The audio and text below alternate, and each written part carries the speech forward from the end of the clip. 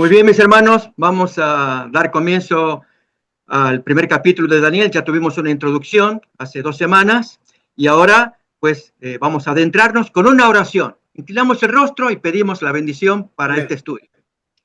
Querido Padre que estás en el cielo, te damos gracias por el tiempo que nos das para abocarnos al estudio del libro de Daniel.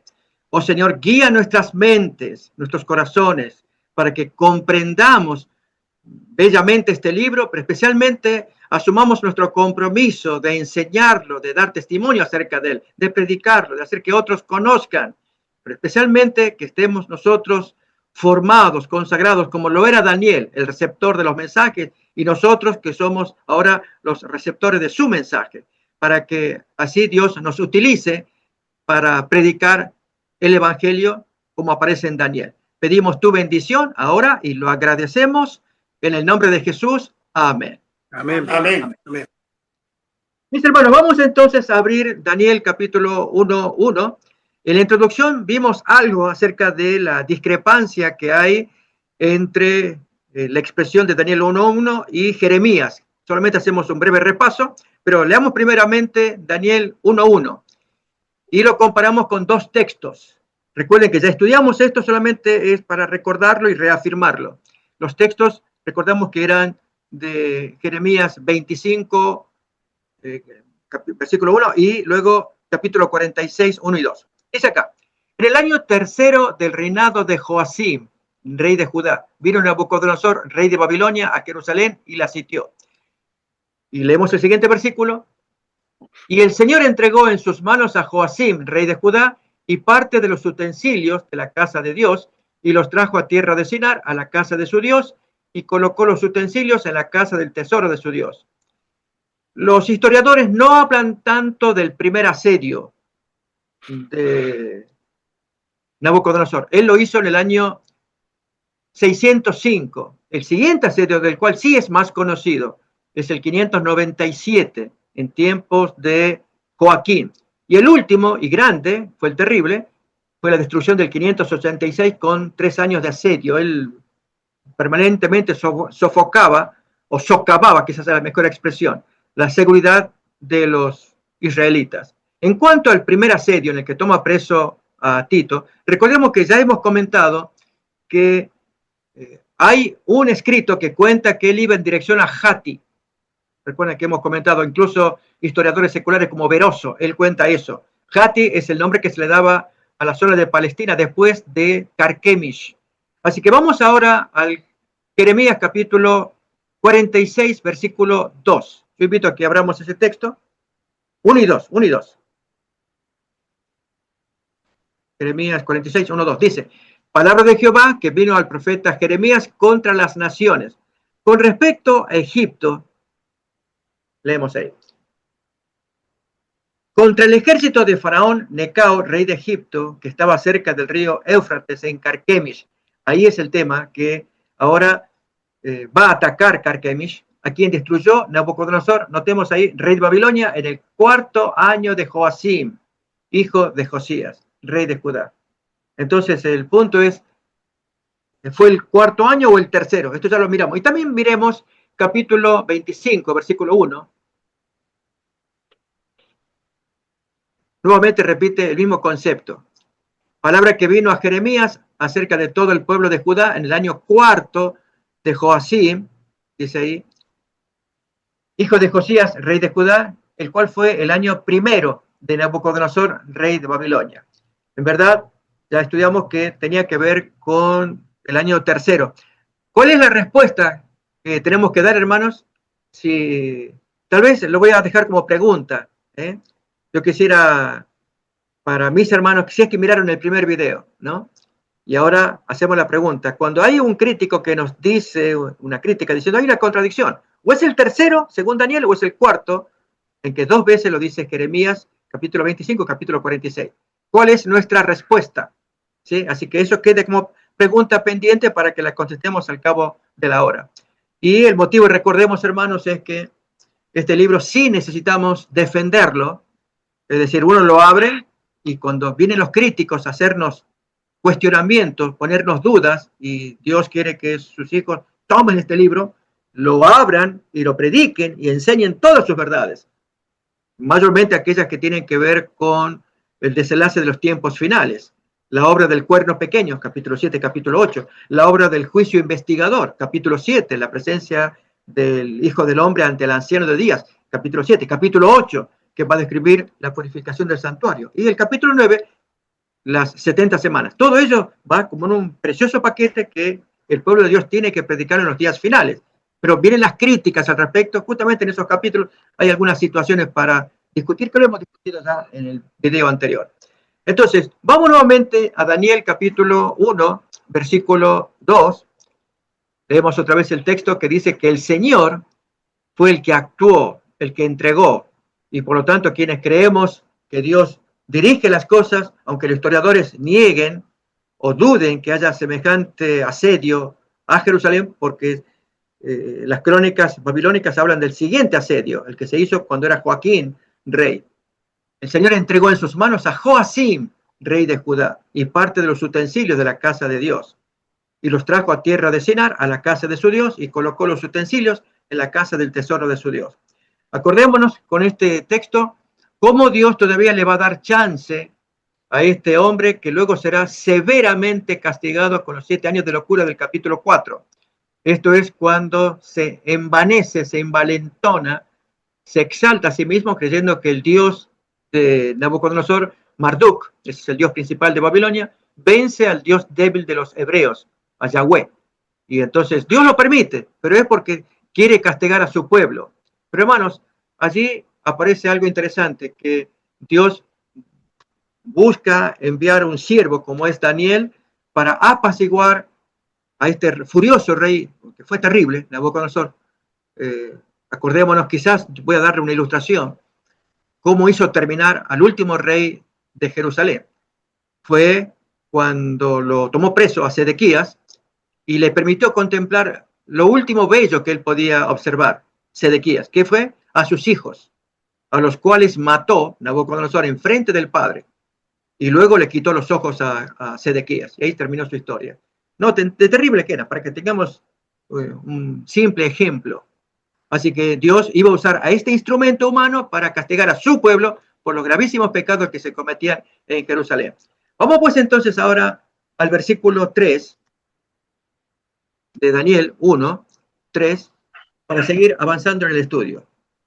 Y dijo el rey a Aspenaz y jefe de sus eunucos que trajese de los hijos de Israel del linaje real de los príncipes. Y aquí, hermanos, quiero detenerme a comentar lo siguiente. Al decir que los trajese de la realeza, van a aparecer los 4 jóvenes, esto venía como consecuencia de un gravísimo pecado que se había cometido en la antigüedad, aproximadamente menos de 100 años atrás. ¿Qué ocurrió? Por el año 701 aproximadamente, allí el rey Ezequías tuvo una experiencia con el profeta Isaías, por experiencia por la cual él oró intensamente para que Dios le salvara la vida, porque él se moría. Quiero invitar a que miremos partecita de esa historia en segundo libro de Reyes, capítulo 23, o capítulo 24, versículo 1. El capítulo 23 va a hablar de los reyes que precedieron a capítulo 24, 1. Miren, ahí estamos viendo a Joacim. Ahí menciona a este rey, 24:1. En su tiempo subió en campaña Nabucodonosor, rey de Babilonia. Joacim vino a ser su siervo por 3 años, pero luego volvió y se rebeló contra él porque se unió al partido pro-egipcio, y así Nabucodonosor no dio más con él. Y ahora, leyendo el capítulo 23, quiero invitar a que miremos ese texto. Voy a saltear algunos textos para ir mirando cómo era el estilo de gente de esa gente. Versículo 31, capítulo 23, 31, nos habla de Joacás. Este era hermano de Joacim. De 23 años era Joacás cuando comenzó a reinar y reinó 3 meses en Jerusalén. ¿Por qué motivo? Porque murió su padre Josías en el año 609 a.C. Se pone a Joacás, que apenas dura 3 meses, y en su lugar lo reemplaza Joacim. Josías fue un buen rey, pero no así sus hijos, Joacás ni Joacim tampoco. ni aún el hijo de Joacim, que fue Joaquín. Luego va a entrar Sedequías, otro hermano u otro hijo de Josías, hermano de Joacim y de Joacás. Reyes corrompidos todos, excepto el papá, Josías. Pero vamos a mirar ahora en 2 de Reyes, capítulo 20. Quiero invitarles a ver un texto que aparece desde el versículo 1, 2 de Reyes 21. Estamos mirando el contexto de la situación de Jerusalén, por lo cual Dios tiene que mandar a Nabucodonosor para castigar a un pueblo corrompido. En aquellos días Ezequías cayó enfermo de muerte y vino a él el profeta Isaías, hijo de Amós, y le dijo: Jehová dice así, ordena tu casa, porque morirás y no vivirás. Entonces él volvió su rostro a la pared y oró a Jehová y dijo: te ruego, Jehová, te ruego que hagas memoria de que he andado delante de ti en verdad y con íntegro corazón, y que he hecho las cosas que te agradan. Y lloró Ezequías con gran lloro, y conocemos la historia, que Dios oyó esa oración, fue sincera, fue muy sentida, y envió entonces como respuesta al profeta Isaías. Pero lo envió no tanto por la curación, que Dios se la quería dar, sino para que él aceptara una prueba. La prueba la pidió el mismo rey Ezequías. Noten cómo sigue la historia, y esto tiene que ver con astros, una señal de parte de Dios para que Ezequías tuviera la certeza de que él recibía la curación. Y al pedir esa señal, Ezequías, él la pidió, ahí quedan comprometidos los babilonios. Y Ezequías se porta mal en su testimonio los babilonios, por lo cual viene la sentencia terrible de Isaías, y que 100 años más tarde afectará a Daniel. A ver, miremos la historia, cómo sigue, para ver esto del linaje real. Y antes que Isaías saliese hasta la mitad del patio, vino palabra de Jehová a Isaías diciendo: vuelve y dile a Ezequías, príncipe de mi pueblo, así dice Jehová, el Dios de David. Yo he oído ¿En qué capítulo? Por favor. Segundo de Reyes 20. Sí, perdón. Segundo de Reyes 20. Estamos leyendo allí el versículo 5, sí.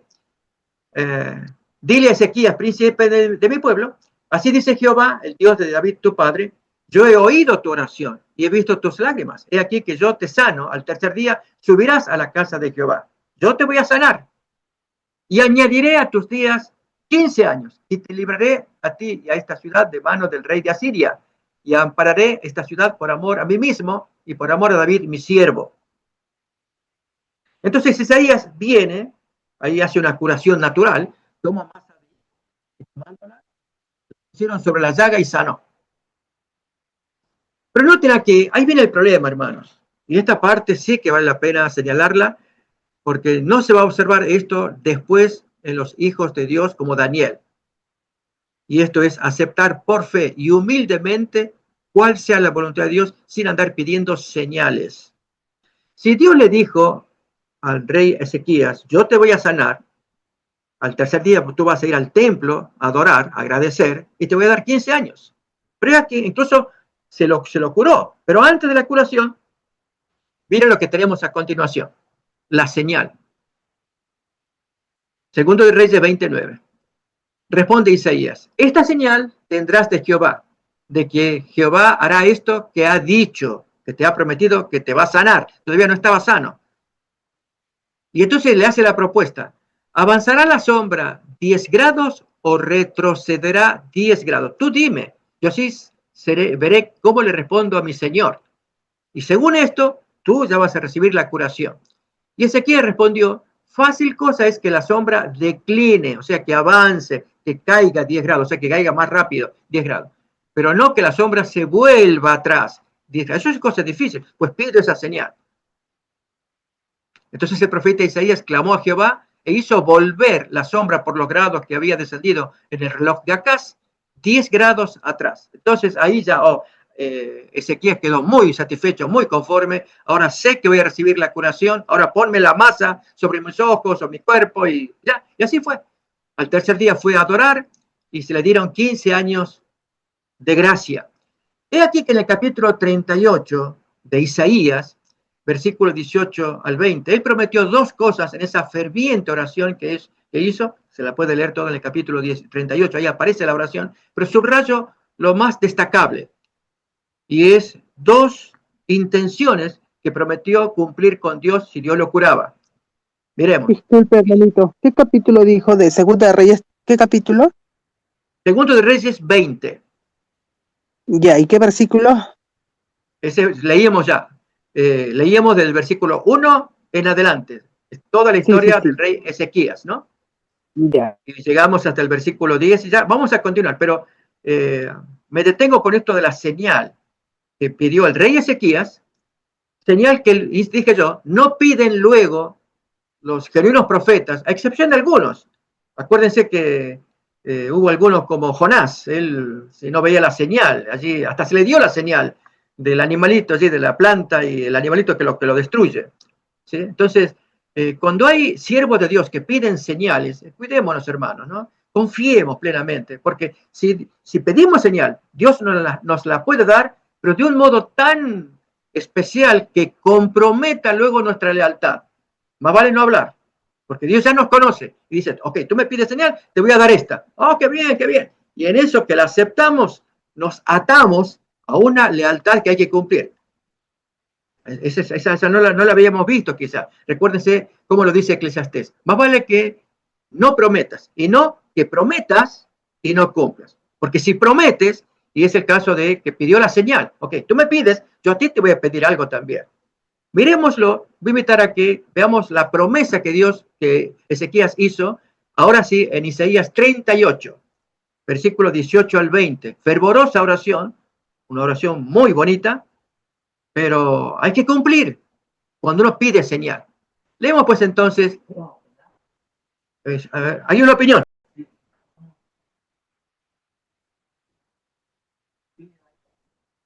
Muy bien.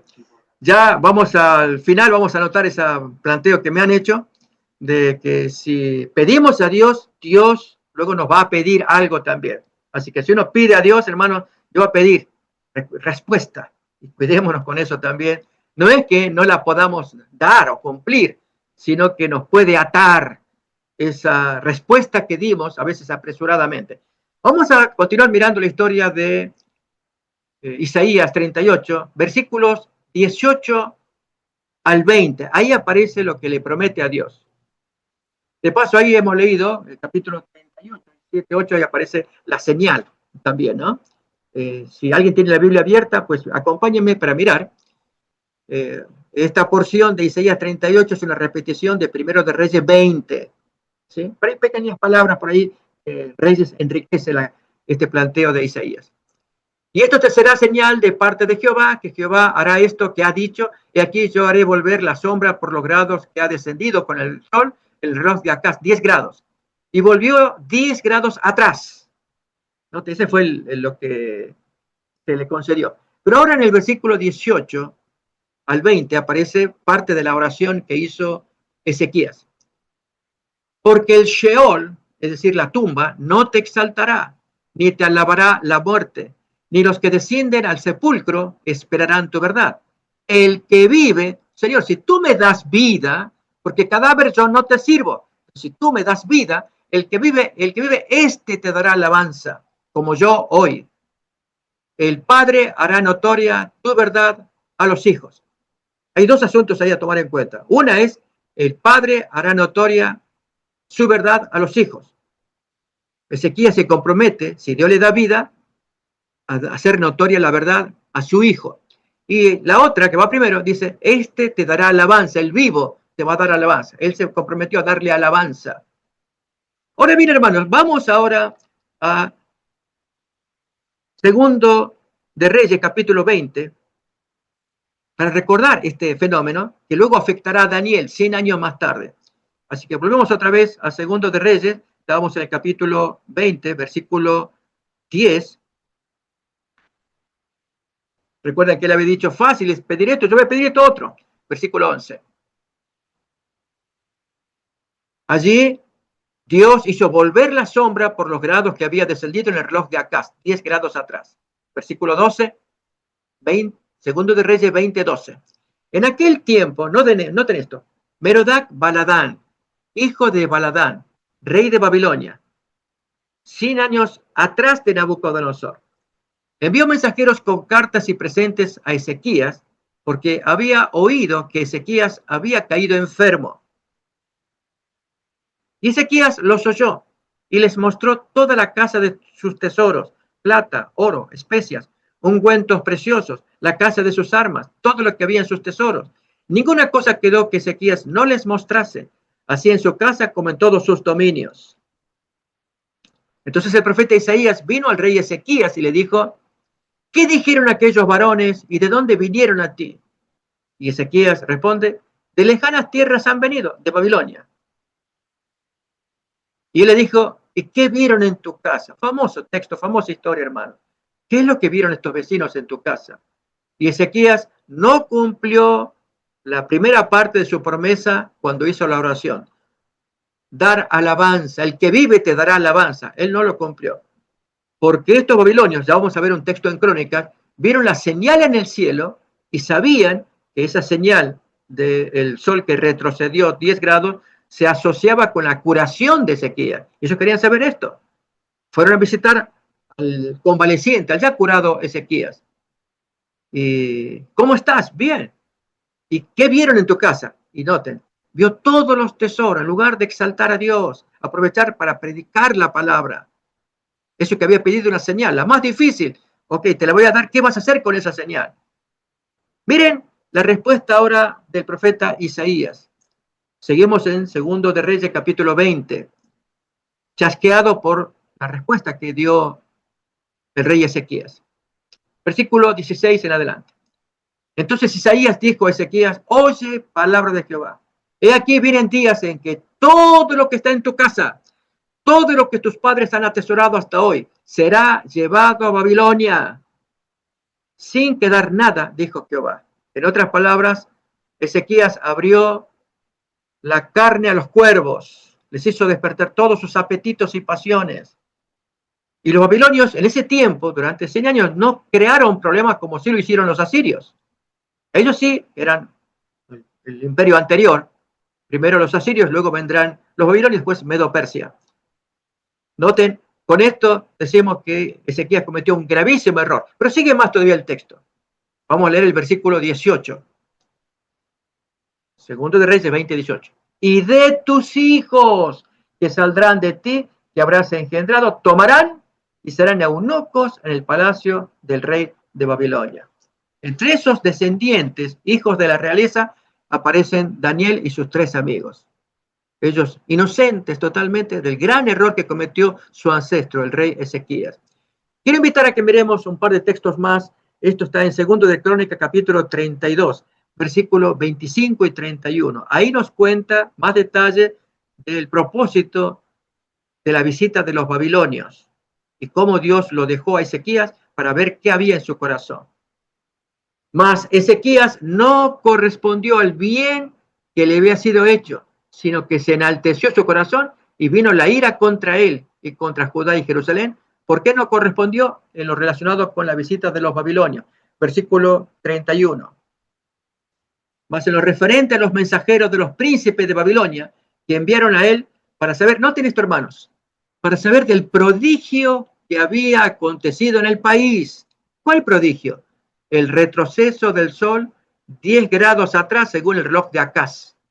Ellos querían saber, eran muy expertos en el arte de la astronomía y aún de la astrología, los babilonios. Así que si ocurrió el fenómeno, y además lo asociaron con la curación del rey Ezequías. Dice el texto, Dios lo dejó para probarle, para hacer conocer todo lo que estaba en su corazón. ¿Nota? Estaba en su corazón. Y hermanos, había humildad cuando él oró. Ya cometió el primer gran error. No alabó como él había prometido, cuando vinieron esos visitantes para ver lo del prodigio y la curación. Y ahí era la ocasión para predicar la palabra de Dios. Aún más, hermanos, el texto nos va a decir que Isaías reprende al rey Ezequías porque había tenido los enemigos consigo y no aprovechó. Pero miren ahora el siguiente pecado que comete, 2 de Crónica, capítulo 33. Siguiente capítulo, aparece un personaje. A la muerte de Ezequías. ¿Quién es?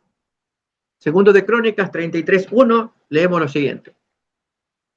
De 12 años era Manasés cuando comenzó a reinar y 55 años reinó en Jerusalén. Él fue hijo de Ezequías. E hizo lo malo ante los ojos de Jehová, conforme a las abominaciones de las naciones que Jehová Dios había echado de delante de los hijos de Israel. Cuando uno lee un poco más de Manasés, realmente él colmó la paciencia. Yo invito a que lo leamos por nuestra cuenta, todo el resto del capítulo, para ver que fue precisamente por él que Dios se cansó y ya decidió ejecutar su juicio contra Jerusalén de manos de los babilonios. Pero si reparamos, ¿a qué edad entró a gobernar? A los 12 años. O sea, muere Ezequías y comienza a gobernar su hijo que tenía apenas 12 años. Lo que significa que Ezequías engendró a ese hijo, ¿cuánto tiempo? 3 años después de la curación. O sea, él se cura, 3 años después nace Manasés, 12 años siguen, donde están padre e hijo, muere el padre y el hijo toma el reino. La pregunta es, ¿Ezequías hizo notoria la verdad a sus hijos? ¿Captamos esto? Él había prometido en la oración, lo hemos leído. Isaías 38, del 18 al 20. No lo cumplió. No instruyó a ese hijo, como bien reza el texto de Proverbios 28:6. Instruye al niño en su camino y cuando fuere viejo se acordará de él. No, algo pasó. Ese hijo salió a los 12 años de lo más terrible, dueño del reino en ese tiempo. Así que, hermanos, esto nos muestra cómo era el contexto de los reyes. Después de Manasés va a venir su hijo Amón, dura 2 años, luego le viene Josías, ese fue un muy buen rey, Josías, y ya luego los otros hijos, Joacás, Joacim, el nieto de Josías, Joaquín, y otro hijo de Josías, Sedequías, ese fue el último. Y así es como termina el reino de Jerusalén, el reino del sur. Vamos ahora a volver a Daniel capítulo 1, versículo 3 habíamos leído, hacemos un pequeño repaso y avanzamos un poco más. Y dijo el rey a Aspenaz, jefe de los eunucos, que trajese de los hijos de Israel, del linaje real de los príncipes, muchachos en quienes no hubiese tacha alguna. Quiero invitar, hermanos, a que reparemos en detalles morales y aún aspectos exteriores. Muchachos en quienes no hubiese tacha alguna, que sean de buen parecer, que no tengan defectos, manchas, no haya cojo. El rey quería rodearse de lo mejor para poder lucir allí en sus reuniones, en sus fiestas, ante sus cortesanos, gente que iba a estar al lado de él, enseñados en toda sabiduría, sabios en ciencia y de buen entendimiento, talentosos.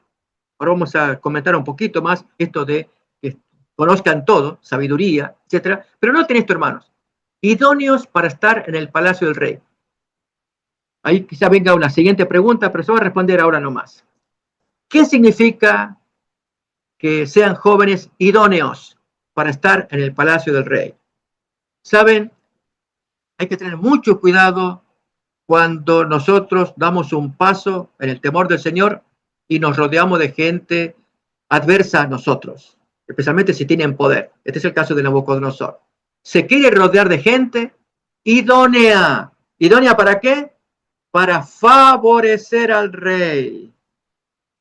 Pensemos en ejemplos bíblicos, hermanos, para ilustrar este principio de cómo los reyes se rodean de gente que le estén calentando el oído, o sea, le estén hablando halagos, diciéndole cosas que él quiere escuchar, y por lo tanto el que está de turno, el sirviente, el cortesano, idóneos para estar en el palacio, sean gente que sepan cómo actuar para no hacer perder el buen humor del rey, para tenerlo siempre animado y contento, tenerle buenas noticias, las que él quiere escuchar. ¿Se acuerdan, hermanos, de alguna historia bíblica donde aparezca semejante hecho, de que un rey se hace rodear de gente que le diga las cosas que él quiere escuchar? Y cuando hay alguien que dice lo contrario, que dice lo que tiene en su corazón, proveniente de Dios, el rey no lo aguanta. Ahí voy a dar espacio para que, si alguien quisiera responder, pensemos qué ejemplo bíblico podemos encontrar. El rey El Acab. rey Acab. Exactamente, el rey Acab. Primero de Reyes, voy a invitar a leerlo, hermano, porque, ¿saben? El rey Nabucodonosor, primero de Reyes 22, ahí se nos cuenta, vamos a leer un poquito de versículo. El rey Nabucodonosor no se imaginó que en sus pretensiones, el rodearse de gente que se puedan doblar, que se los pueda influir, que el rey pueda utilizar, que sean gente de un humor en que el rey domine, porque él es el jefe, y yo quiero gente idónea. Actualmente, aún incluso, tanto en este país como en muchos países ocurre ese fenómeno. El jefe principal se rodea de un gabinete que corra al sentir del jefe y que haga lo que el jefe quiere. Creo que la lógica está diciendo que no se va a rodear de alguien enemigo de él. Tal vez, antes de leer primero de Reyes, permítame una ilustración de un caso real que ocurrió con el presidente Abraham Lincoln. Este presidente fue muy conocido en Estados Unidos porque por la década de 1880 hizo terminar la guerra civil por causa de la esclavitud.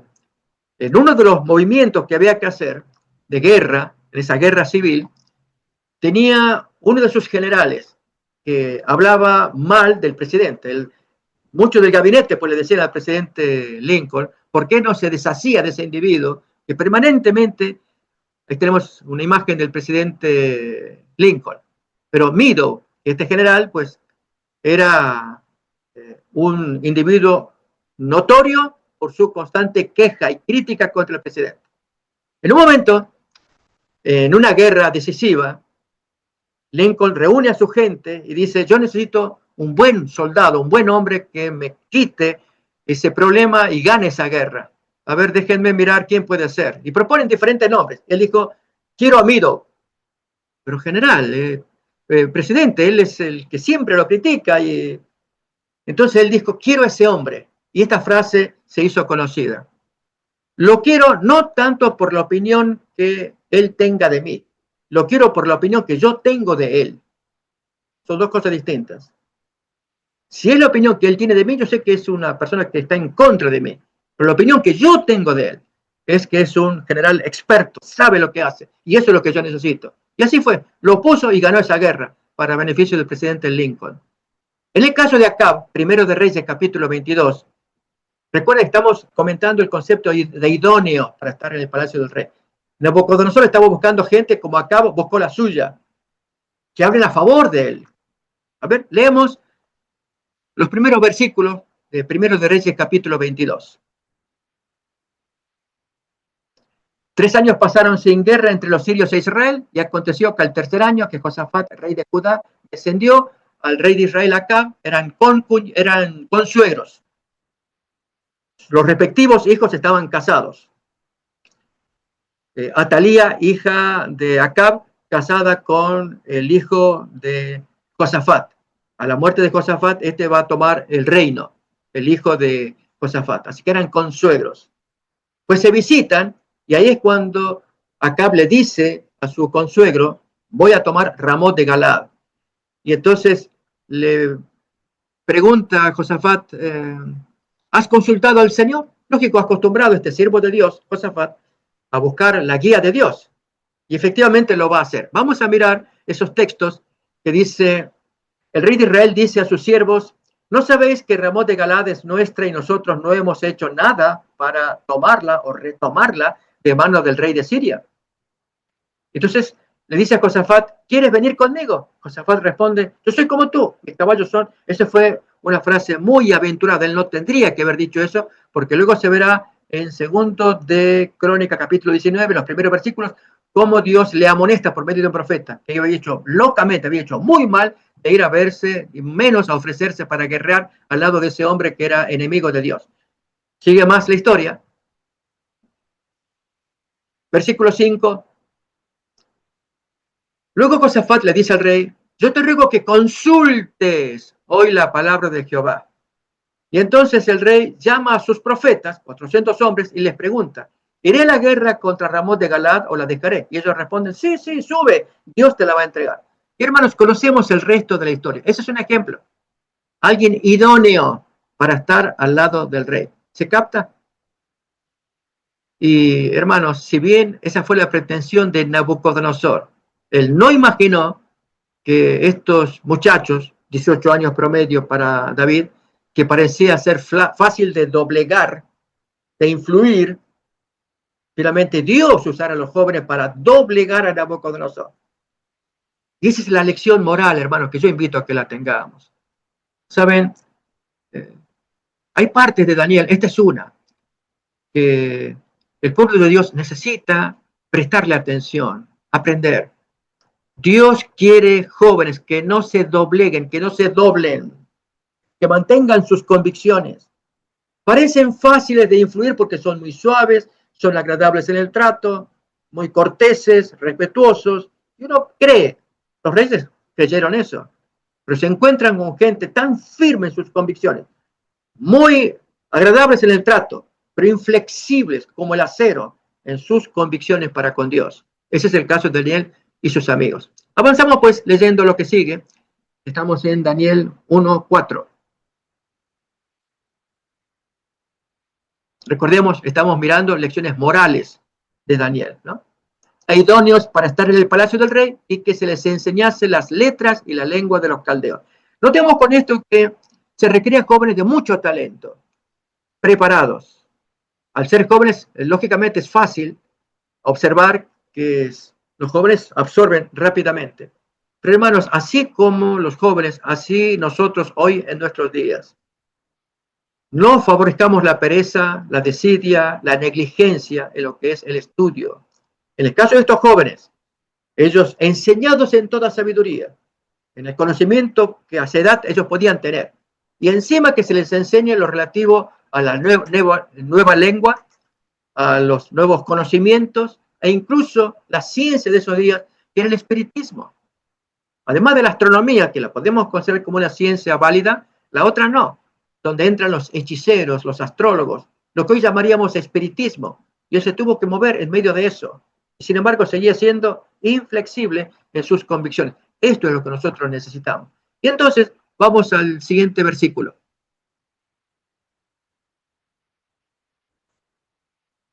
Y les señaló el rey ración para cada día, de la provisión de la comida del rey y del vino que él bebía, y que los criase 3 años para que al fin de ellos se presentasen delante del rey. Esta parte, hermano, la vamos a mirar cuando veamos el versículo 8. La ración de comida y de vino que se les dio, ¿sí? Porque el rey le quería dar lo mejor para prepararlos para que sean idóneos, que el rey quede conforme con esa gente. Así él los puede doblegar. Sigue más todavía. Siguiente versículo. Entre estos estaban Daniel, Ananías, Misael y Azarías. Ustedes saben, hermanos, que estos son nombres, se dicen teofóricos. Son nombres de origen judío y que llevan contenido de Dios. En el caso de Daniel, Dan es juez y él es Dios, y Dani es mi juez. Mi juez, Dios. Dios es mi juez. Ese es el significado básico de Daniel. Bonito nombre. Pero otro tanto va a ocurrir con los demás nombres. Ananías significa Dios es misericordioso. Misaías es quién es como Dios, o Misael aparece aquí, que es igual que Miguel, van en el mismo valor. Y luego Azarías, que significa Dios ha ayudado. Por lo tanto, los nombres que los padres ponen a sus jóvenes es para que ellos recuerden de dónde proceden. Hay un Dios que ellos están llevando, no solamente en el nombre de ellos, sino en la conducta, en todo lo que los padres les han instruido. Pero el rey ahora les va a hacer, se usa una expresión que se usa en términos modernos, brainwash, que significa lavado de cerebro. Es quitarles toda la herencia de los judíos, de modo que no tengan recuerdos, un lavado de cerebro. Y arranca con el tema de los nombres, que ya no sean más llamados con los nombres del Dios vencido, Yahweh. Recuerden que eso lo hemos dicho, como el Dios Marduk vence al Dios débil de los israelitas, era la mente de Nabucodonosor. Por lo tanto, ahí tenemos una imagen para ver lo que es un lavado de cerebro. Estos jóvenes ya dejen sus tradiciones, sus familias, sus lazos, su religión, su Dios, Y actualmente, mis hermanos, ustedes saben que este es uno de los grandes problemas que estamos viviendo en nuestra actual sociedad, y particularmente los jóvenes. De allí es que es tan importante que los padres estén velando en la crianza y educación de sus hijos. Si no tienen mejor suerte de enviarlo a una escuela pública, lógicamente se recomiendan escuelas, ya el homeschooling es una manera que es la escuela en el hogar. Hay lugares en que esto se permite, donde la mamá puede hacerse cargo de la educación, consigue los libros, que si hay un acuerdo con el gobierno, entonces ese hijo puede ser educado en el propio hogar, la madre le enseña, se hace cargo de la educación y luego tiene que rendir cada cierto periodo de tiempo según los exámenes estándar que tiene el gobierno, entonces así se le va a dar la acreditación, ¿no? Para que se pruebe que ese niño ha recibido los estudios básicos. El único defecto de esto es que no participa de sociabilidad, muy especial para los niños en esa edad, ¿no? Cuando son niños pequeños todavía o aún adolescentes. Y sin embargo hay padres que prefieren eso, porque está muy peligrosa la relación social de esos jóvenes a esa edad. Pero hay lugares donde no existe este sistema del homeschooling, o sea, del hogar, de instrucción en el hogar. Entonces ahí es cuando el papá y la mamá tienen que estar muy atentos cuando el niño o la niña vuelve de la escuela y verle los deberes, los cuadernos. Estar atento a la educación. Hijo, ¿qué aprendiste hoy en la escuela? Bueno, en la escuela hoy me enseñaron, y el padre atento, si están enseñando sobre evolución, revisar los textos. Hermanos, tenemos que estar muy atentos a esto, ¿sí? Y entonces, en ese sentido, ahora Nabucodonosor quiere lavarles el cerebro, cambiarles el nombre, darles la nueva instrucción, para que sirvan al rey de Babilonia. De hecho, hermanos, se nos cuenta el caso muy eficaz, muy preciso, del faraón Necao. Esto aparece en el segundo libro de Reyes.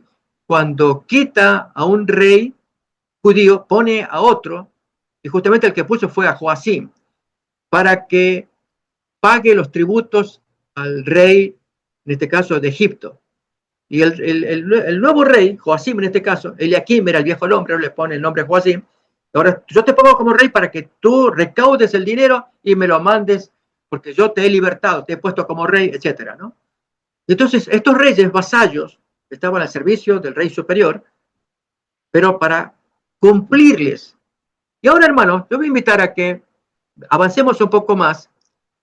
Versículo, estamos en Daniel, capítulo 1, habíamos leído versículo 7, acerca de los nombres.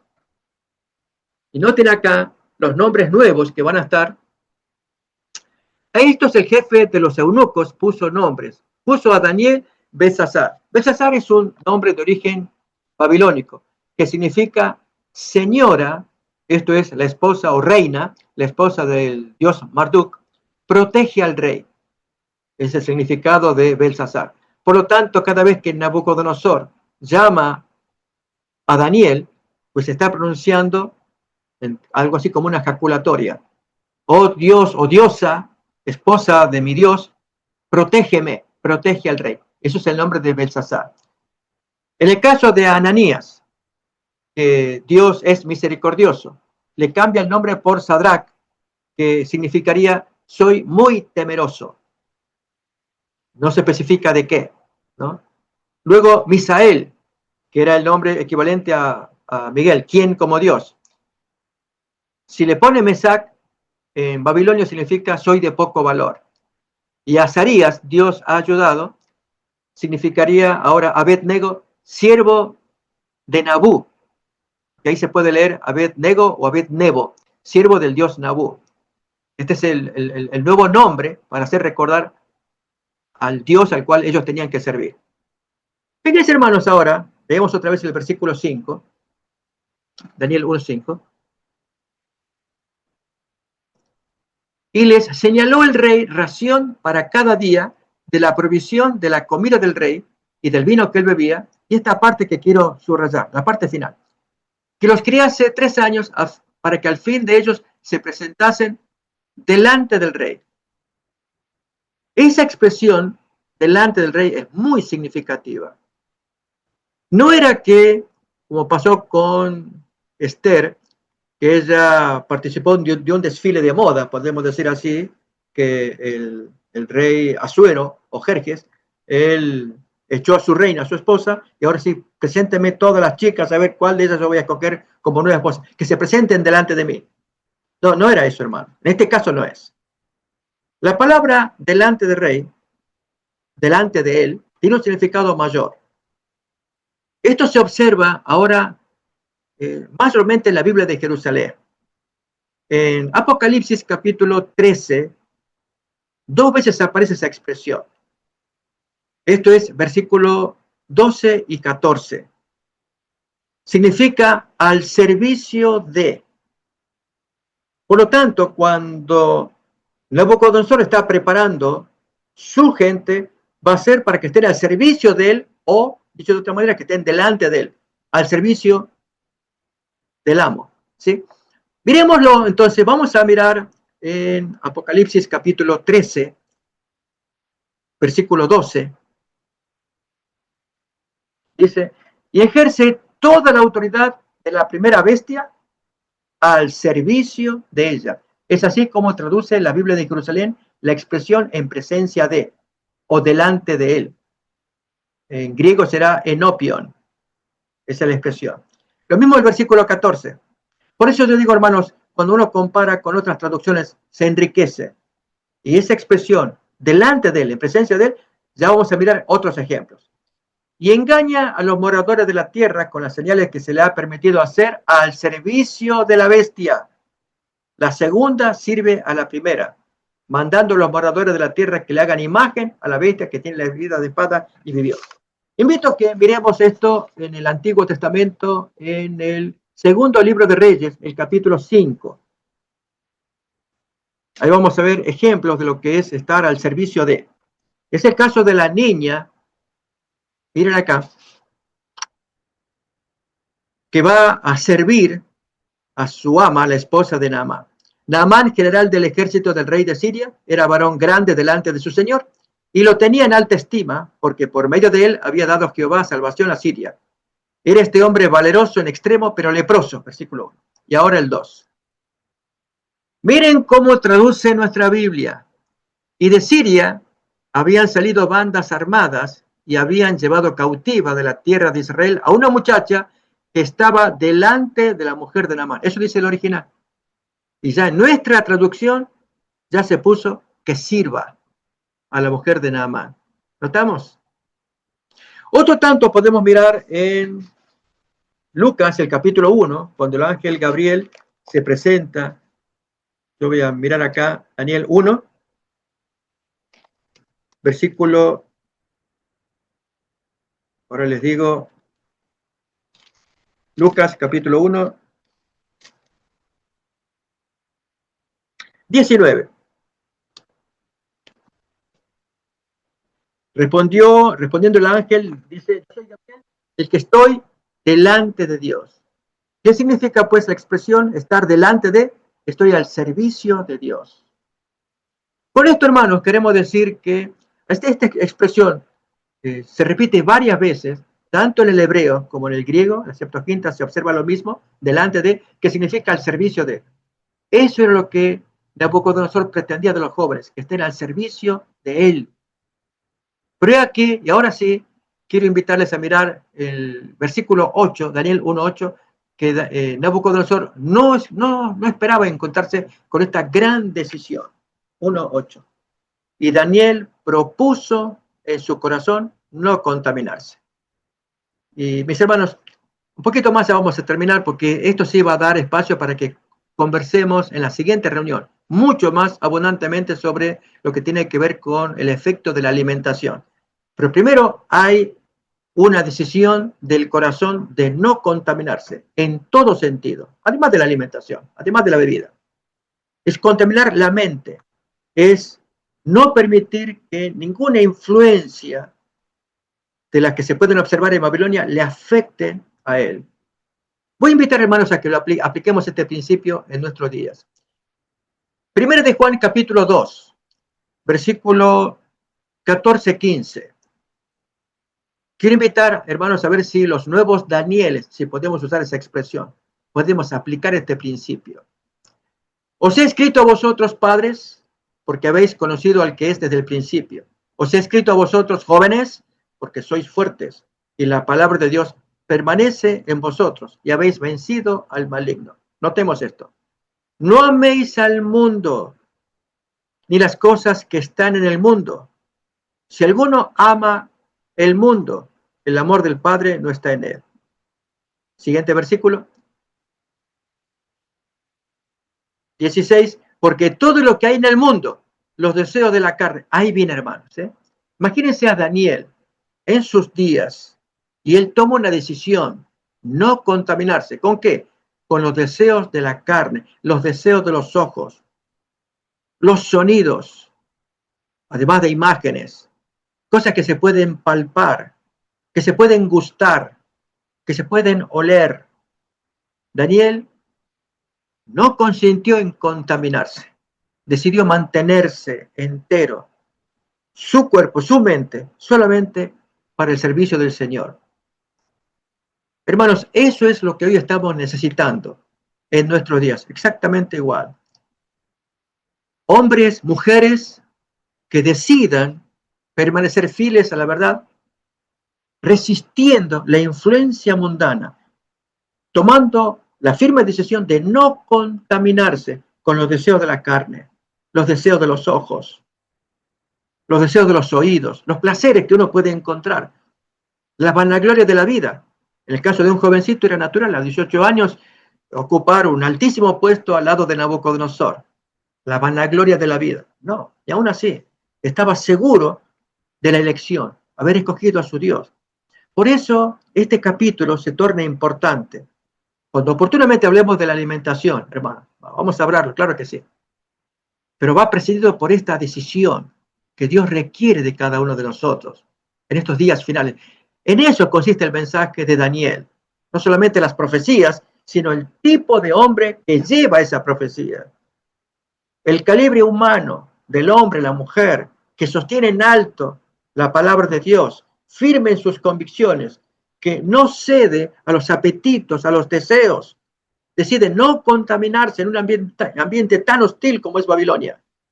Y así se retiene para que Dios lo utilice, su cuerpo, su mente, sea en un canal para que Dios así revele su voluntad, con una mente que está limpia, dispuesta, humilde, nada menos que metido en muy alto nivel, para poder influir, afectar al rey enemigo. El rey enemigo creía que podía doblegar a los jóvenes.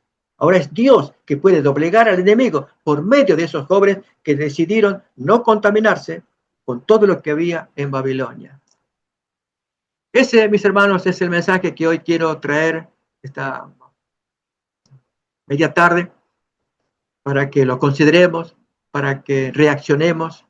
Y es invitarles, hermanos, a que si queremos opinar, reaccionar de todo lo que escuchamos, hagámoslo, sintámonos libres a continuación. Podemos dar aportes, algo que enriquezca de todo lo que se ha presentado a favor de una mejor comprensión del libro de Daniel. Adelante. Amén. Muchísimas gracias, pastor. Muy interesante esta óptica, esta visión, esta posición de ver el inicio del libro de Daniel, la experiencia de estos muchachos. Creo que esta experiencia de estos muchachos debe y debiera repetirse en más de uno de nosotros.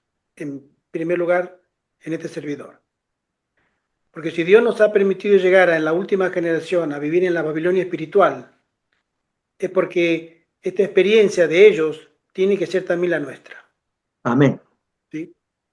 Es un mandato porque por lo que le vendría después a Daniel, si no hubiera tenido esa preparación que fue voluntaria y decidida, constante, ¿sí? No lo hubiera soportado. Ni él ni sus compañeros, ¿sí? Y nosotros tenemos un compromiso con el llamado que el Señor nos dio de ser atalayas en este entorno babilónico en el que vivimos. Ya Nabucodonosor ha muerto, pero los Nabucodonosores espirituales siguen más que vivos. ¿Sí? Aspenaz ya murió, pero los aspenaces que tienen la orden de reclutarnos para servir al rey y por ende a los propósitos de Babilonia, siguen hoy más vivos que nunca. Y nosotros somos el último ejército de Dios, si decidimos serlo, ¿no? Y creo que nunca había relacionado la experiencia de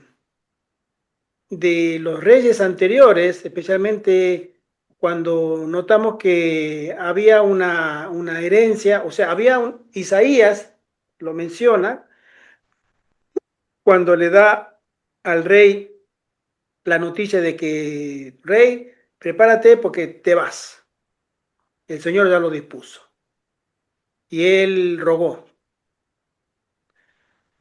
Y sabemos que él engendró uno de los peores reyes del antiguo Israel. A veces a veces nosotros oramos, y lo voy a decir con cuidado a esto, porque se puede malinterpretar. Pero a veces nosotros somos muy egoístas y nosotros queremos siempre paz, sanidad, progreso y bendiciones en nuestro entorno. Pero cuando Dios le da al rey la noticia de que prepara tu cosa porque tus días se acaban, para lo que hizo después de los 15 años, al tercer año este rey engendró a Manasés y salió uno de los peores, creo que hubiera sido mejor haber sido al descanso en el tiempo de Dios. Así es. Y a veces nosotros creemos que y por eso digo, lo digo con cuidado, ¿no? Que cuando nosotros oramos por ciertas personas, cuando el Señor ya dispuso que su tiempo se terminó, o sea, yo tengo mi tiempo, cada uno, ¿no? Tenemos nuestro propio tiempo, pero eh, personalmente muchas veces he pensado ese aspecto, ¿no? No, eh, no ser una persona que cuestione a Dios, porque este rey lo cuestionó.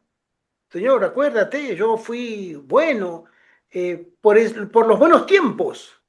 Ten misericordia, no me quiero ir todavía. Cuando nosotros tenemos planes, siempre tenemos que, que tener en el pensamiento que se haga siempre la voluntad del Señor. Amén. Amén. Siempre. Aunque nosotros salgamos perdedores, porque nuestra mente nos puede interpretar eso, pero la mente de Dios, que es perfecta y que jamás va a desear algo malo para nosotros, nunca saldremos perdedores. Al contrario, si salió del juicio de Dios, de la decisión de Dios, de la soberanía del Señor, es lo mejor que nos puede ocurrir. Esa es mi humilde opinión. Amén. Es lo mejor. Hay personas que se fueron antes, jóvenes, y no entendemos por qué. Y a veces le decimos, Señor, ¿por qué te llevaste a mi hijo? Tengo familiares que han perdido a sus hijos jóvenes. Un hermano, una hermana. ¿Y por qué? Y a veces uno en esa experiencia no se hace más que, se endurece más con el Señor. Si es la vida no es mi vida y la vida de mis hijos, está en la mano del Señor.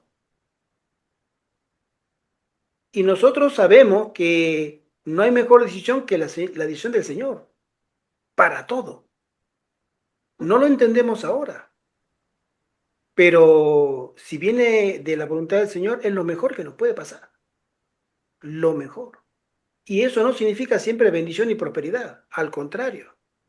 La bendición y la prosperidad, en este caso también, significó problemas y problemas muy serios. ¿Alguien más quiere comentar algo? Hermano Carlos. Hola para todos. Hola, Qué Carlos. bueno, hola. Qué bueno cuando la reina de Saba fue a Israel y Salomón le mostró todo. Salomón le mostró todo lo que era Israel, el esplendor, la belleza. Le mostró el templo. digo, en este caso, cuando Ezequías pudo hablarle, ¿sí? Y decirle a los emisarios, bueno, esto es lo que tengo, pero también tengo esto otro, que Dios me ha perdonado, que Dios me ha concedido la vida. Es notable cómo Dios también responde a esas personas. Son dos casos, por supuesto, ¿no? Uno es el de la reina de Sabá ante Salomón, y otro es el de Ezequías ante los emisarios. Dios quiere que hoy por hoy nosotros, casi 2700 años después, en cualquier situación le hablemos a quien nos rodea de lo que es Dios. Y todo se relaciona, porque para el mismo caso,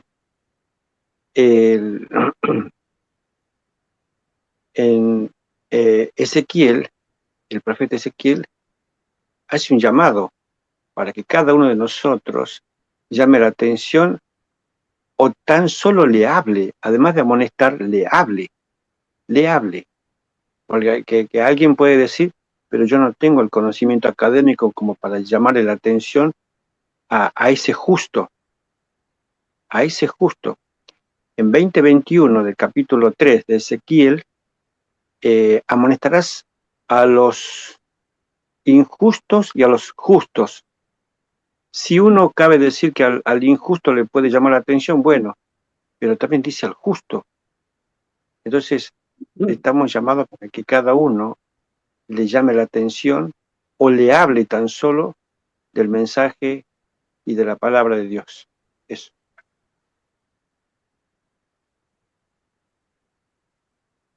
Sí. Hay una pregunta de la hermana Graciela, dice, Dios, como castigó a Israel, así castiga en estos tiempos, también por dejarlo e irnos a otros dioses. ¿Se entendió la pregunta, pastor? Sí, y quiero contestar y a la vez traer un tema que quizá pueda ser nuevo, pero me parece que es valioso, ¿no? Yo aquí tengo anotado lo que la hermana escribe. Dios, como castigó a Israel, así castiga en estos tiempos también por dejarlo e irnos a otros dioses.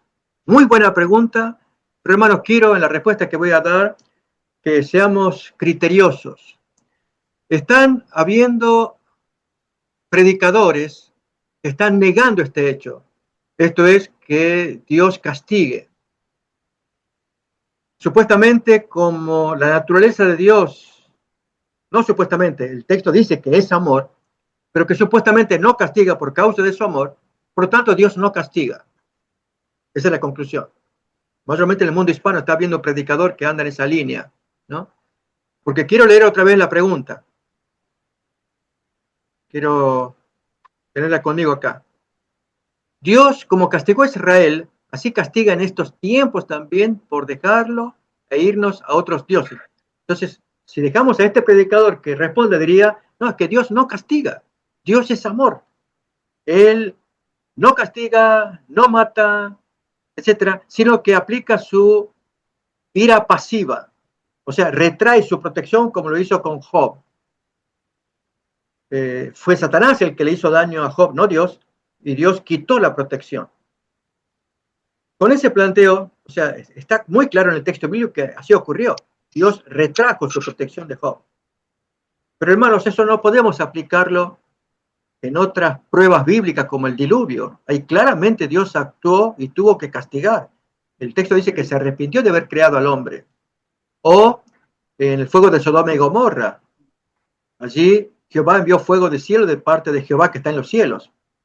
O los 185,000 asirios muertos por el ángel de Jehová, que acaso diríamos que fue el ángel de Satanás el que mató a los 185,000 asirios.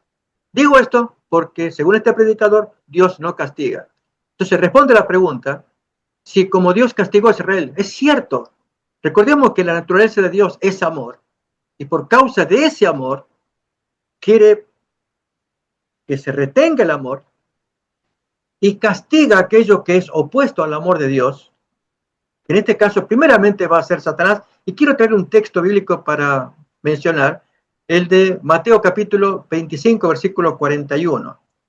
Cuando Dios tiene que castigar, lo hace a Satanás y lamentablemente a aquellos que se le parecen, que no abandonan su pecado. El texto dice, entonces dirá también Jesús a los de la izquierda, apartaos de mí, malditos, al fuego eterno preparado para el diablo y sus ángeles. El fuego fue preparado para Satanás. Entonces, ¿castiga a Dios? En primer lugar, sí, castiga a Satanás. Y lamentablemente, como dijera Isaías, su extraña operación tiene que incluir a esos malditos, o sea, seres humanos, que son incluidos en el castigo a Satanás. Por lo tanto, respondo la pregunta, si en estos tiempos también por dejarlo e irnos tras otros dioses, no dudemos, Dios va a castigar. Ahora, ¿cómo lo hace, hermanos? Recordemos que hay una expresión que aparece en el mensaje a la Odisea. Si no cambiamos, Él nos vomita de su boca, nos echa y perdemos la bendición de su protección. Otra forma de castigo que Dios trae es ante la existencia del pecado, nos abandona o nos entrega. Dirá, invito a que leamos ahora Reyes capítulo 1, 3 veces se usa allí en ese capítulo, desde el versículo 21 en adelante, especialmente versículos 24, 26 y 28, versículos pares. Aparece la expresión que ante tanta tosudez pecaminosa, Dios los entrega. Es decir, ese es un castigo. Ya Dios se desentiende de la persona. Pero voy a leer el texto, Romanos 1, 21 en adelante. Pues habiendo conocido a Dios, no le glorificaron como a Dios, ni le dieron gracias, sino que se envanecieron en sus razonamientos, y su necio corazón fue entenebrecido. Versículo 22. Profesando ser sabios, se hicieron necios, y cambiaron la gloria del Dios incorruptible en semejanza de imagen de hombre corruptible, de aves, cuadrúpedos y reptiles. Por lo cual, noten ahí, Dios los entregó, o sea, ya los abandona, los deja a su libertad, como reza en Apocalipsis 22:11, la sentencia final. El que sea injusto, siga haciéndolo. El que es impuro, continúe. Ya no hay más restricción del Espíritu Santo. Eso es un castigo de parte de Dios, los abandona. Tal vez no sería que le va a mandar un fuego inmediato, se lo manda luego con las 7 plagas a esa gente a la cual se le cerró la gracia. Así como esta expresión del versículo 24 reaparece en el versículo 26, Dios los entrega a la mente reprobada. Versículo 28, los vuelve a entregar cuando uno insiste con el pecado. Por eso decimos, hermanos, que cuando uno reitera, como pasó en los tiempos del rey Sedequías, de Jeremías, era tanta la insistencia en oponerse a Dios, cometiendo sus pecados, que ya Dios se cansó, por eso envió a Nabucodonosor. Quizás sirva este texto de 2 de Crónicas, capítulo 36, versículos 15 y 16. Como el hombre pecador de los días de Jeremías insistía tanto en su necedad de su pecado, que desoía la amonestación del profeta Jeremías, hasta que Dios tuvo que hacer intervenir a Nabucodonosor. Y Jehová, el Dios de sus padres, envió constantemente palabra a ellos por medio de sus mensajeros, porque él tenía misericordia de su pueblo y de su habitación. Él los amaba, pero ellos hacían escarnio de los mensajeros de Dios y menospreciaban sus palabras, se burlaban de sus profetas, hasta que subió la ira de Jehová contra su pueblo y no hubo ya remedio. Y especialmente fue en los días de Manasés primeramente y de Sedequías al final. Ya Dios colmó la paciencia por el rechazo que le hacían al profeta Jeremías, que él hablaba en nombre del Señor. Recuérdense el caso de Joacim, Jeremías 36, cómo le quemó la Biblia. Jeremías escribió un libro por medio de Baruch y los príncipes leyeron y temieron mucho. Esto es tremenda la palabra que Jeremías escribe acá. Y se lo llevan al rey Joacim. ¿Qué hace Joacim? Lee unos cuantos textos y ya nomás con el cortapluma lo cortó, esto no sirve, y lo tiró al brasero, y ahí se quemó. Ese era el desprecio a la orden de Dios. Ese Joacim murió antes, y luego le sigue su hijo Joaquín, y luego su hermano Sedequías. Con ese termina el reino de Judá. Por lo tanto, hermanos, estas historias del Antiguo Testamento, respondo así a mi hermana, que si como castigó a Israel en la antigüedad, hoy puede castigarnos. Así es, cuando lo abandonamos y seguimos nuestros dioses, que son aquellos que interfieren en nuestra comunión con Dios. No serán de piedra, oro, plata, de Dios, ídolos, pero nuestra actitud hacia todas las complacencias que tenemos en la tierra. Recordemos que ese es el mensaje a la Odisea, ¿no? No tengo necesidad de nada, estoy bien, estoy satisfecho, no necesito. Quiero invitarles, hermanos, a que veamos este pecado de los laodicenses descrito en Deuteronomio capítulo 8. Del versículo 11 se va a ver casi es un calco del laodicense. Acordémonos que el mensaje laodicense dice, porque tú dices, yo soy rico y me he enriquecido y de ninguna cosa tengo necesidad. Y no sabes que tú eres, y el resto conocemos. Entonces, ese decir, yo soy rico, miremoslo cómo lo expresa Deuteronomio capítulo 8, del versículo 11 en adelante. Un texto para apreciar. Cuídate de no olvidarte de Jehová tu Dios para cumplir sus mandamientos, sus decretos y estatutos que yo te ordeno hoy. 8:20. No suceda. Y ahí noten, hermanos, cómo el israelita progresa, es bendecido, como nosotros en nuestros días. Comparémonos con tiempos pasados. Hoy tenemos las comodidades, desde la transportación, el celular, los medios de estar comunicados unos con otros como las redes sociales, hasta la inteligencia artificial. Tenemos todo para hacer nuestra vida más confortable.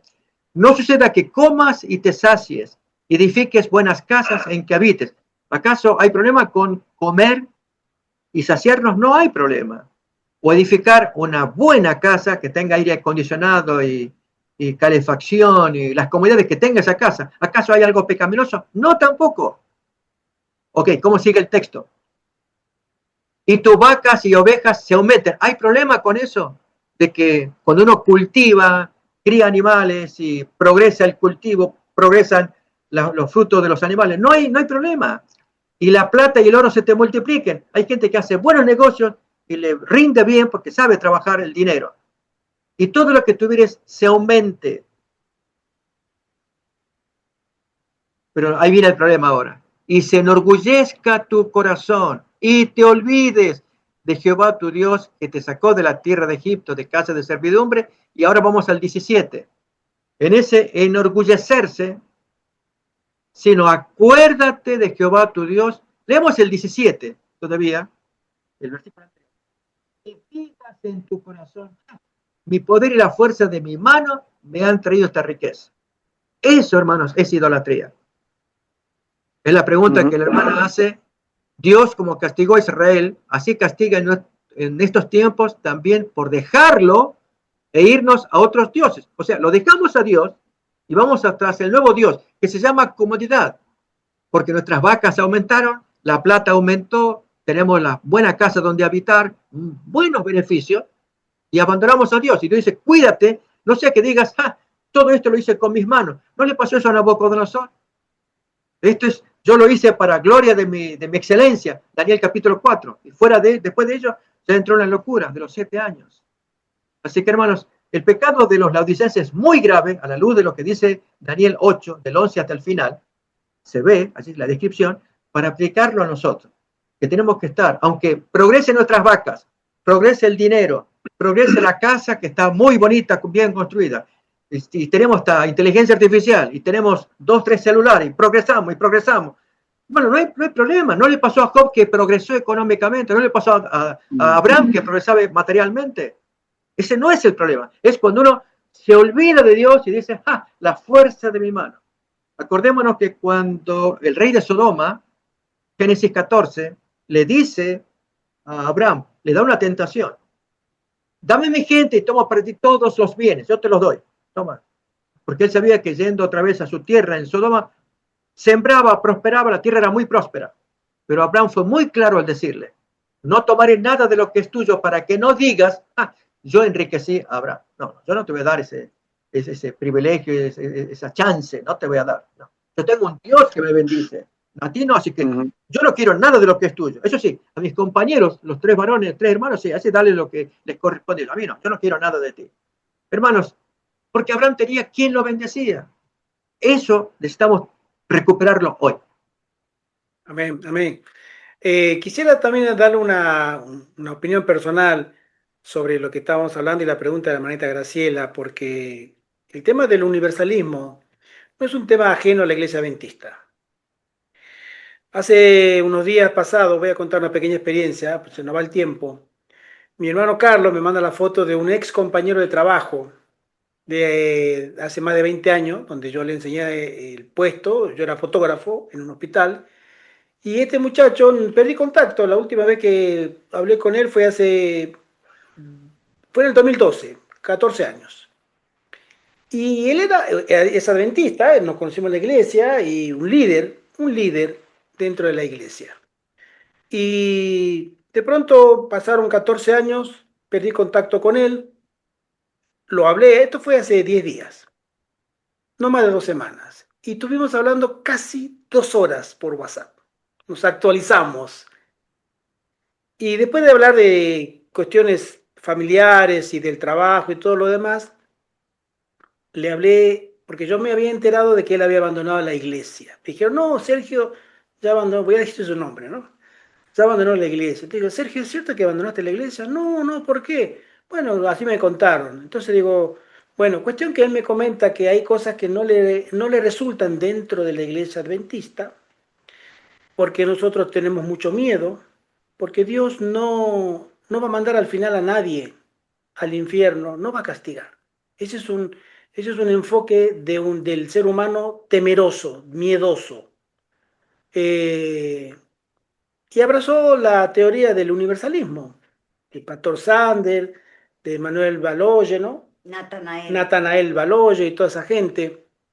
Y son van a nuestras iglesias, ¿sí? Y comulgan con nosotros, pero han abrazado las mismas teorías espiritistas de los mediums o de los postulados espiritistas de la gente que tiene contacto con el espiritismo puro y duro. Dios no castiga, Dios es bueno. Al final Dios va a perdonar a todo el mundo porque esa es la esencia de Dios, amor. Hay un versículo en la Biblia que me gusta mucho, lo leo muy seguido, que resume en un solo versículo, está en Salmo capítulo 89, verso 14, que resume la esencia y la naturaleza de Dios en un solo versículo. Me gusta ese versículo. Cuando a veces queremos encontrar una definición de Dios, ¿sí? Y dice así, justicia y juicio son el cimiento de tu trono. El trono de Dios está basado, el fundamento del gobierno de Dios está basado en la justicia y el juicio. Dios no puede ser injusto, es imposible, es el fundamento de su trono. Ah, pero entonces Dios es cruel, es demasiado justo, castiga a todo el mundo. No, porque además la misericordia y la verdad van delante de su rostro. Es una definición hermosa, pero completa. Y si nosotros tapamos una parte de la naturaleza y definición de lo que es Dios para con la raza humana, o es justo y es cruel. Mucha gente dice que no creen en Dios porque ¿cómo puede ser tan cruel de haber matado a pueblos enteros con niños, mujeres, embarazados, viejos, etcétera? No hay un Dios de amor. Y el Dios del Nuevo Testamento es todo lo contrario, es un Dios de amor que ya no condena, perdona, ¿sí? Es decir, cuando nos olvidamos de una de las dos partes, del fundamento del trono de Dios y de lo que va delante de Dios, podemos caer en teorías espiritistas como estas, el universalismo, que está dentro de las filas adventistas. Y son teorías de demonios, pura y dura, ¿sí? Espiritismo moderno, en la mente de pastores y laicos adventistas del séptimo día, que han cruzado varias líneas y tú le preguntas, pero ¿qué es lo que dice la Biblia? No, la Biblia no dice eso.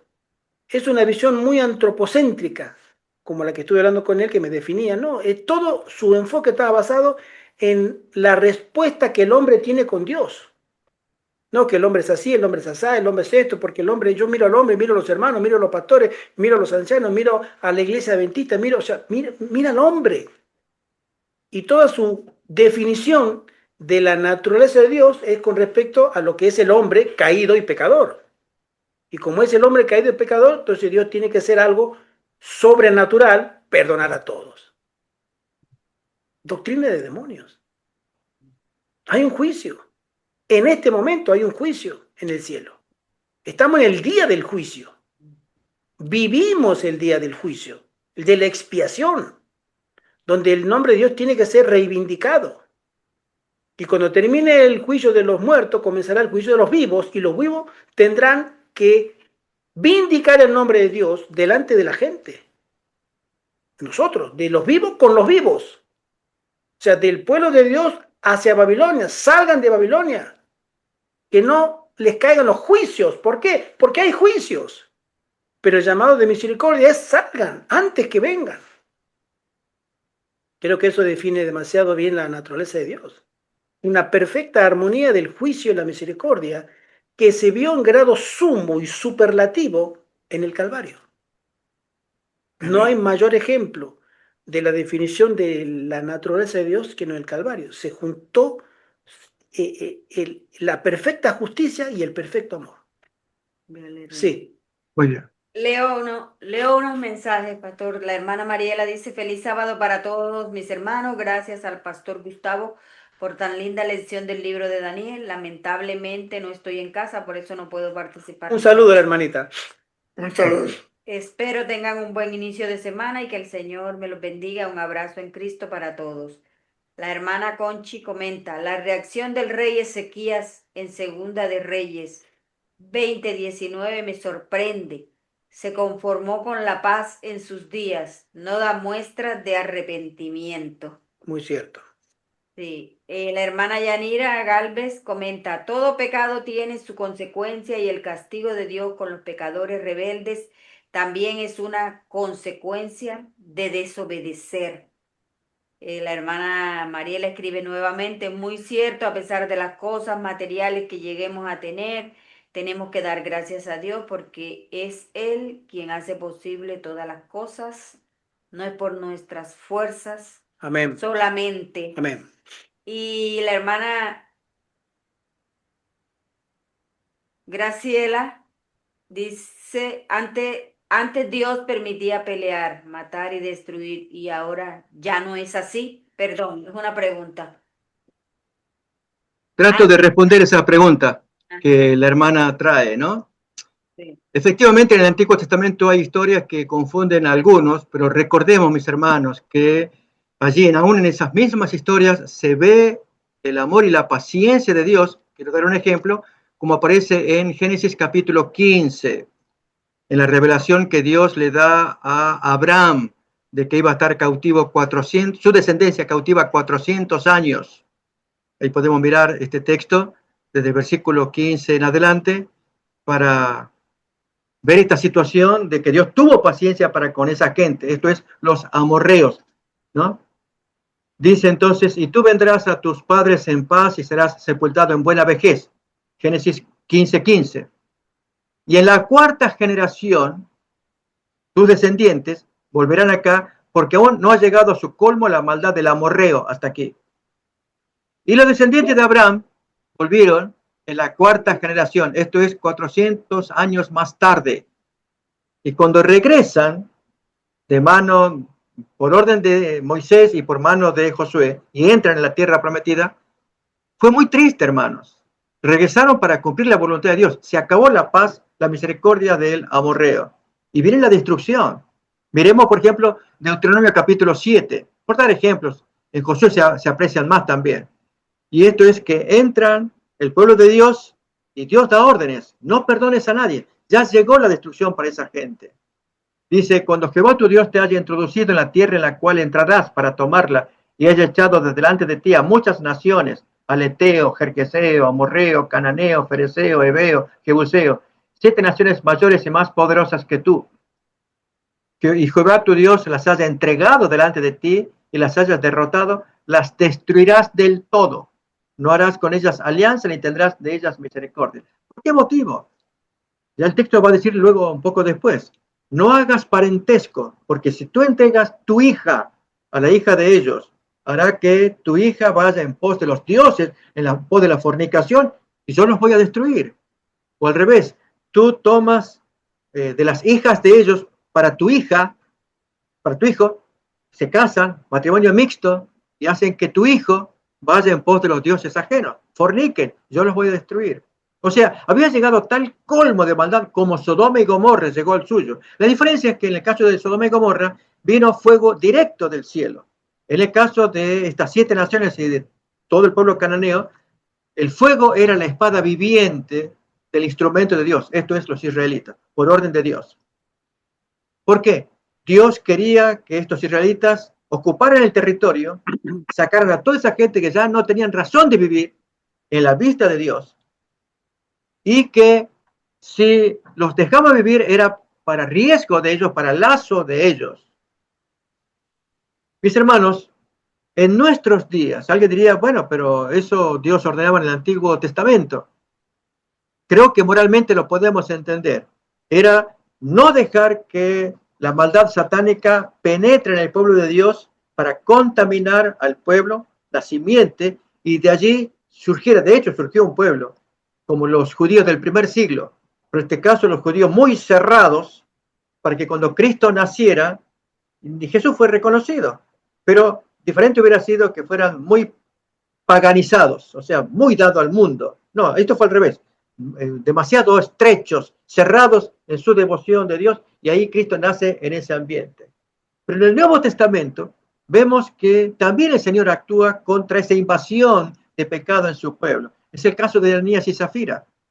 Y allí hubo de parte de Dios, por medio de Pedro, la investigación. Es cierto que ustedes vendieron así a Asá, y ahí cayó muerto Ananías. 3 horas más tarde se le pregunta a la esposa, que no sabía nada, si cómo había sido la venta. Y ella participó de la mentira, cayó muerta también.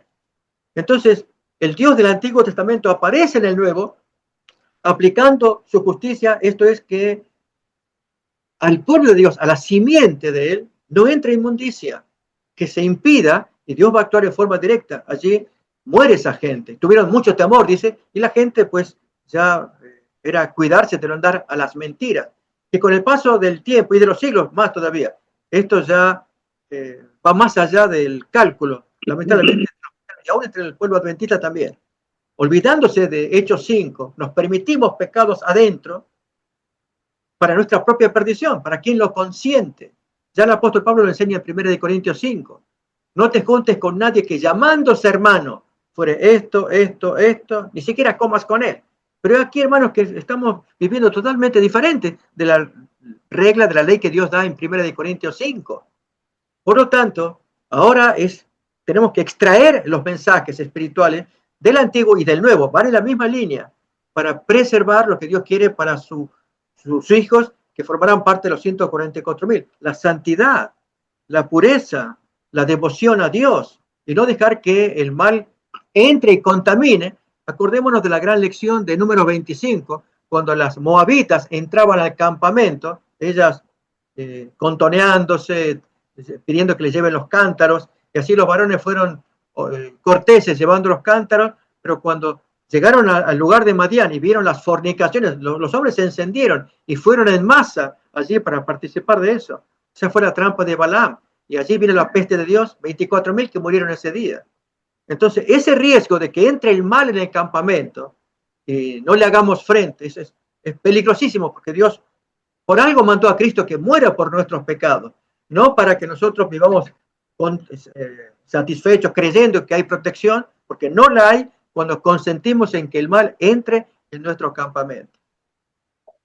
Una pequeña acotación también relacionada con lo que comenzó. Voy a intentar ser breve. Nosotros a veces nos enfocamos mucho en la maldad del Antiguo Testamento, pero en el Nuevo Testamento y en los tiempos del cristianismo primitivo, del cristianismo medieval, la maldad también seguía en su mismo curso. Nosotros nos acordamos de los cananeos, de los jebuseos, de los amalecitas, de los filisteos. Ellos sacrificaban niños, sacrificaban a sus dioses, ¿no? Había sacrificios humanos, entre otros, y eran muy crueles con sus enemigos.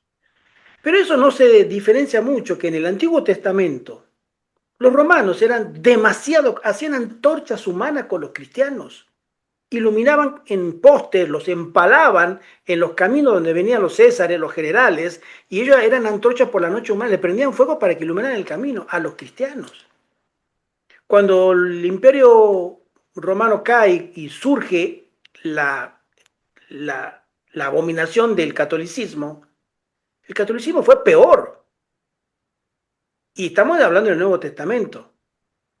Hay un punto de inflexión histórico como concepto para tener una idea, que es la Revolución Francesa. Después de la Revolución Francesa, en términos universales, se pone en práctica los derechos del hombre. Derecho a la vida, derecho a un nombre, derecho a una nacionalidad, etc. Entonces, desde la Revolución, que en realidad es que el imperio romano católico cae, unos años después, la Revolución Francesa fue en el año 1789 y la caída de Roma fue en el año 1798. Entonces, un poco año de diferencia, pero desde allí para atrás la maldad era una, ¿no? Los israelitas en el Antiguo Testamento se pusieron con armas, Dios los mandaba a matarlos, porque había que pararlos. Esa gente tenía que parar porque era realmente el cáncer. Lo que estamos viendo hoy con el Estado moderno de Israel. Y como lo dijo el primer ministro de Pakistán estos días, que Israel es la maldición para la humanidad. Masacra a todo el mundo, el que se le cruza, no entiende otro lenguaje que las bombas, el asesinato de niños, mujeres. Esto es pleno siglo XXI. ¿No hay nadie que lo pare? No hay nadie. ¿Sí? Entonces, la maldad continúa igual. Ahora, ¿qué pasa con el pueblo cristiano? El pueblo cristiano entró en una dispensación cristiana, el pueblo de Dios, con Cristo, y ahora nosotros ya dejamos de ser guerreros materiales y somos guerreros espirituales. Luchar por la verdad y morir por la verdad, pero como murió Cristo, el Cordero de Dios, ¿sí? Sin violencia. Nosotros somos ajenos a la violencia física y debiéramos serlo siempre. Es el testimonio y el ejemplo que nos legó nuestro maestro. Pero la maldad sigue igual. Y Dios obrará en su juicio al final del tiempo, porque Dios, en la Biblia no, lo hemos estudiado veces pasadas, estudiando el libro que ya vimos, Preparación para la crisis final y el otro más, bueno, que va a llegar el momento de la ira donde Dios tiene que ajustar cuenta con el mundo. Y por eso vendrán las 7 plagas, porque el mundo le tiene mucha deuda con Dios, muchísimo. Destruyeron el mundo, destruyeron a los inocentes, destruyeron a los siervos del Altísimo, los mataron. Entonces, esa maldad del hombre tiene que ser castigada de una u otra forma. Antes lo era con los mismos israelitas, pero hoy, al haber una revolución francesa y derechos, nosotros no podemos salir a matar. No debiéramos, por supuesto, pero la gente mala sí lo va a hacer igual, lo está haciendo. Miremos lo que pasa con las guerras. Se matan entre ellos mismos. ¿Existe un Dios? Sí, existe un Dios, pero los tiempos de Dios no son los tiempos de los seres humanos, de la raza caída. Los tiempos de Dios se van a revelar para la eternidad como testimonio. Por eso Dios no puede estar a nuestra forma de ver la realidad. Son los tiempos de Dios que vendrán a su tiempo, primero para nosotros un zarandeo y un juicio, y después viene el juicio a Babilonia. Y en el juicio a Babilonia el castigo son las 7 plagas. Y Dios sigue siendo misericordioso y sigue siendo justo y sigue siendo obviamente un Dios de amor. Por eso estudiar esas diferencias en la línea del tiempo donde hubo, si la Revolución francés hubiera pasado en el año 200 o en el año 100 de nuestra era cristiana, no sé si hubiera podido desarrollarse el misterio de iniquidad de la iglesia romana. No hubiera podido. ¿Por qué? Porque no había forma de detenerla. Es más, esa revolución, que era el colmo de los colmos de los colmos durante 1700 años de imperio romano, ya sea imperial o católico o religioso, pero era imperio romano igual, era el colmo de la maldad. Entonces vino una revolución y lo frenó. Proféticamente predicho, sí, pero había que parar eso. Pero ahora viene de nuevo. No nos sentemos tranquilos, porque ahora viene otra vez otra corredera para los siervos del Altísimo. Eso quería comentar. Muy bien. Hay una última pregunta allí. Contestamos y ya después estaremos terminando el tema con una oración. ¿Sí? Escribe nuestra hermana Graciela. ¿Tú puedes leer, Ivette, please?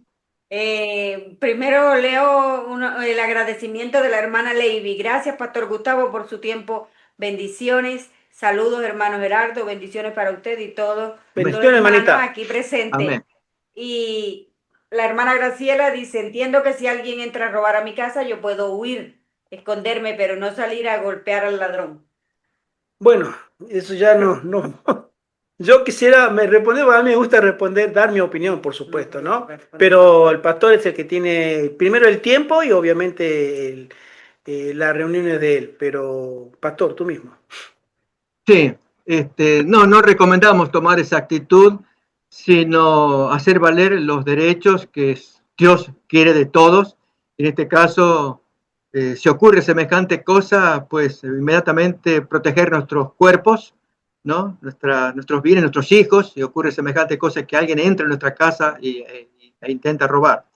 Y buscar protección, como puede ser de las autoridades, llamando por teléfono a quien corresponda. Pero no de esta manera de escapar o escondernos y no golpear al ladrón. Si podemos atraparlo y golpearlo, lo hagan las autoridades, ¿no? Por supuesto, está nuestra naturaleza carnal humana, pero son las autoridades las que tienen que hacer la justicia que tienen que hacer con un ladrón que felizmente haya sido atrapado. Pero no tomar una actitud pasiva, de otro modo crece el mal. Si este ladrón entra en esta casa, pues ya la sacó fácil, porque la gente salió corriendo. Entró a la siguiente casa, se escondieron y nadie quiere golpear al ladrón. No, al contrario, esto lo envalentona. Más bien hacerle frente para frenar, tapar esta situación, o sea, cortarle y con la ayuda de las autoridades. Pero es bueno discutir esto porque cuando nos enfrentemos a situaciones como esta, deberíamos reflejar la voluntad del Señor haciendo lo que es correcto y no lo contrario, como sería escondernos. Dios no se va a ver representado en la forma en cómo nos comportemos haciendo esa manera de enfrentar la situación. Amén. Y no tomar la justicia por nuestra mano. También. ¿Sí? Eso por supuesto. Pastor, muchísimas gracias por tu tiempo. Que el Señor te bendiga. Muy linda la reunión, la verdad que sí. Gracias a todos los que han participado, todos los presentes. Y también queremos saludar a los que nos acompañarán después por YouTube, para que nos puedan dar ese like, que nos ayudará a que este seminario que ha comenzado pueda tener mayores visitas y ser bendiciones para mayores personas. ¿Sí? Amén. Para la gloria de nuestro Dios. ¿Sí? Gracias, pastor. Gracias. Muy bien. Entonces, concluimos con una oración, hermanos. Amén. Vamos a orar. Amén. Querido Padre que estás en el cielo, te damos gracias por este tiempo que tuvimos juntos para leer estos textos fundamentales, iniciales del libro de Daniel e inspirarnos en la historia de este joven que tomó firme decisión de no contaminarse con nada que hubiere de Babilonia. Gracias por cómo lo mantuviste en la rectitud a él y a sus amigos, a pesar de todo el esfuerzo que se hizo para cambiarle su cultura, su educación, sus costumbres. Se mantuvo y así es una inspiración para nosotros, para nuestros días, de que no permitamos que las atracciones mundanas capturen nuestro interés, y menos los laodicenses, como se leyó, que ellos pueden gozarse con bendiciones que tienen, pero jamás olvidarnos de quién es nuestro proveedor. Él es quien nos provee, que nos bendice. Querido Padre, bendícenos a todos los que estudiamos el libro de Daniel, ayúdanos a asimilarlo, pero especialmente a imitar la recta conducta de este joven por el poder del Señor y así hacer tu voluntad en los días finales. Pedimos esto y lo agradecemos en el nombre de Jesús. Amén. Amén, amén, amén, amén. Muchas bendiciones a todos, pastor, gracias. Feliz semana, feliz sábado, Gracias, lo que bien sábado, Sí. y Amén. firmes y adelante, porque los tiempos son difíciles. Consagremos. Amén, amén. ¿Sí? Gracias. Gracias a todos, bendiciones. Nuestro Amén, saludo para bendiciones. todos y que el Señor les bendiga Maranata. grandemente. Maranata. Maranata, Maranata. Gracias a El Dios Señor y a viene pronto. ustedes. Saludos, bendiciones desde Chiapas, hermanos. Dios les bendiga. Bendiciones. Bendiciones, hermano. Bendiciones a México linda.